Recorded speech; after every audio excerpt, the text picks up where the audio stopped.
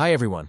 In this quick tutorial, I'll show you how to upload and post a story on Instagram using your PC. First, open Instagram.com on your web browser and log into your account. Now, you'll notice on the left side there's only an option to create a post, but not a story. Here's how to fix that. Right-click anywhere in a blank space on the page and select Inspect.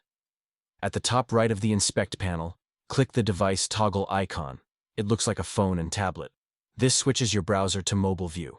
Now refresh the page. Once the page reloads, you'll see the familiar Instagram mobile layout. Click the plus icon, then choose Story. Now you can upload a photo or video from your PC that you want to add to your story. Once you've selected your media, just follow the prompts to post it. And that's it. And that's how to upload and post a story on Instagram using a PC. If you found this helpful, give the video a like and subscribe for more quick tech tips. See you in the next one.